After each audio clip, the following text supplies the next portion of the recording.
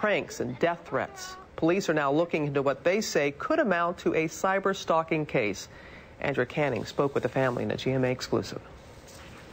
My life, okay? Jessie Slaughter's jaw-dropping YouTube videos are so controversial. You know what? I'll pop a Glock in your mouth and make a brain slushy. They've made her the victim of death threats at just 11 years old. You know what? Say that you guys have ruined my life. No, I would never think it would got to this point. Now speaking only to GMA with her parents, Jean and Diane, it's the first time the 7th grader has been out in public since her videos ignited a firestorm. I will post some in the bar. Why so much profanity in the videos? It's just, I had no words running through my mind. It was all done live, and that was just a way to get out my anger. Slaughter says she turned her webcam into a weapon in retaliation over online postings about her alleged sexual history. And if you guys consider and freaking label me, then you guys are the actual posers, and I'm not a poser. Not helping matters, her father joined in with a tirade of his own. This is from her father. You bunch of lying, no good punks. And I know who it's coming from because I've back-traced it. As a father, I was just trying to support my daughter and get people to stop hating. Their retaliation, now seen by more than 1 million viewers, only made the taunting worse, taking cyberbullying to a whole new level. Started, we were very afraid. I've been getting a lot of death threats. Online people accused me of molesting my daughter. Slaughter says she was sent to a mental health facility after the authorities believed she might be suicidal. She says she isn't, but can see how a tween could be pushed over the edge. I think that it's completely wrong that people would taunt somebody to some degree that they would actually kill themselves over it. And that's actually completely wrong, and whoever is doing it should be locked away for a really long time over it. Now Jessie Slaughter, which is actually her screen name, is about to enter counseling. But these viral videos may just end up haunting her forever. For Good Morning America, Andrea Canning, ABC News, Palm Coast, Florida. And again, she was using her screen name, not her real name. Joining us now to talk about what parents and families can do to deal with extreme cyberbullying, we have our internet security expert, Perry Aftap, joining us from, looks like you're in San Francisco this morning. Good to see you, Perry. And family therapist. I am always good to see you, too. Great. And family therapist Terry Real is here with us in the studio. Where do we begin?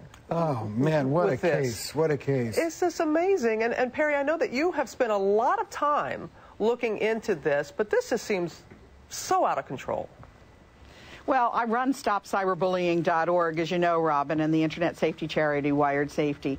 And a lot of kids are frustrated, and their parents are frustrated, so they don't know what to do. And sometimes you get things like this. But when you do this, you're the next cyberbully. So what we need to do is teach parents what to do and teach kids what to do when it happens. Well, let's teach parents right now what to do, because you saw her father, this little 11-year-old's father, on video too, screaming. His daughter is crying. Tell us the proper way to respond to cyberbullying. Absolutely. Stop, block, and tell. You teach your kids to stop and not answer back, not reply, not post anything online. To block the person or the message and to tell a trusted adult. Then the adults have to be trustworthy. And we teach them both, adults and kids, to take 5. Put down the mouse for 5 minutes and do something that will help you regain balance and perspective. At some point, we need to have an adult in charge. Yeah, we do. Well, Terry, I know you're sitting over here just wanting to weigh in. Yeah. I mean, this is about violence breeding violence. You know, the whole culture of kids, and I know it's been said before, but rap music, the way she speaks about putting a Glock in somebody's mouth, it's about retaliation, breeding retaliation on all sides, but the whole thing just gets so blown up because of the internet. Well, tell us how this can affect, you know, she's 11 years old. We've seen teens that are doing this too. The effect that it has on them, because the internet, you can be anonymous. That's the point. After people. You know, it's a double-edged sword, because the victim has no privacy and the bully can be anonymous. So it blows up on both sides. You have kids posting things on Facebook that they shouldn't be posting, and then you have thousands of people responding. Just the sheer weight of the number is a trauma to the kid. We heard at the end of Andrea's piece that this young girl is going to get some counseling, which is good to hear. What advice do you have for her and her parents? Well, first of all, prevention is worth a pound of cure. There are programs to mind what your kid is watching. Take a look at the kid's history on the computer. Talk to your child about it. As was said, there's always unplugging the thing and putting it down, but help your kid not get involved with this thing to begin with. Talk to them and supervise. Yeah, as Perry was saying, let's get a responsible adult involved in this. And Perry, this young girl was using a site that I wasn't even familiar with, Stickum or something like that. But you said it's not so much the site you're saying the parents should be concerned about. It's not. Stickum is not terribly popular. It never gained ground. So it's not the site. It's what the kids are doing on it. Right. And at 11, she's not allowed to use any of those sites if you read the terms of service. This didn't happen on Facebook. And Facebook has a really good watch on these things. What you need to do is when it happens, parents need to report it to law enforcement. If they're threats, they need to report it to the site.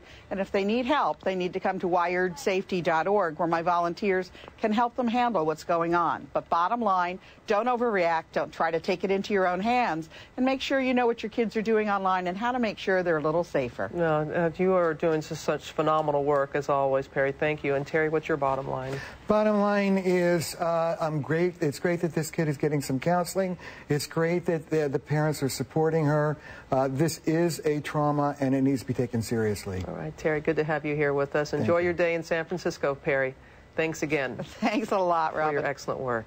And for advice on what age to start talking to your children about cyberbullying and more tips about having that conversation, which you so desperately need to have, go to our website, abcnews.com/GMA. It is 7:37, coming up on 7:38. Let's go back to Miami, where we find Sam.